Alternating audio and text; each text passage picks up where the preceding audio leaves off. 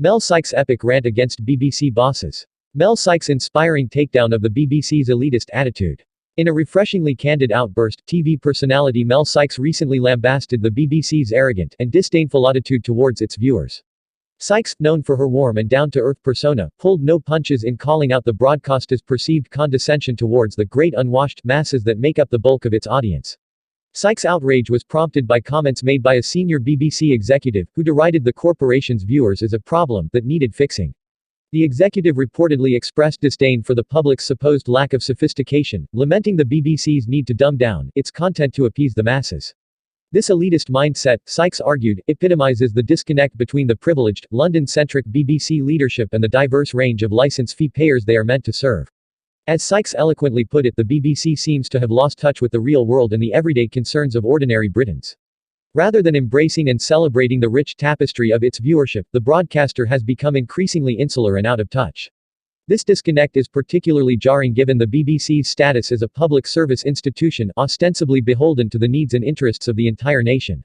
Sykes' impassioned rebuke strikes a chord with many who feel disillusioned by the BBC's perceived elitism and snobbery. She rightly points out that the corporation's funding comes directly from the pockets of the general public, yet its decision-makers appear to hold the very audience they serve in low regard. This is not only unethical, but also deeply counterproductive. After all, how can the BBC fulfill its mandate to inform, educate and entertain the public if it holds such disdain for them? Sykes' critique also highlights a broader cultural divide that has been widening in recent years. As institutions of power and influence become increasingly detached from the lived experiences of average citizens, a growing sense of resentment and alienation has taken hold.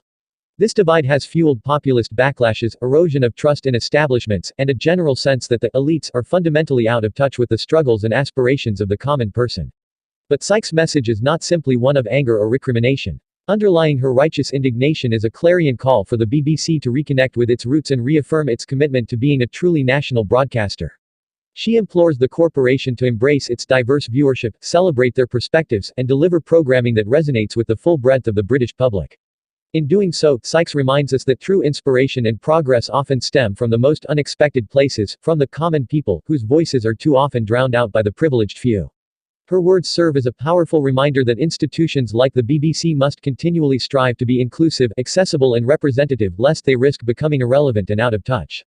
So let Mel Sykes' epic rant be a clarion call to all institutions, media or otherwise, to honor the dignity and humanity of the people they serve.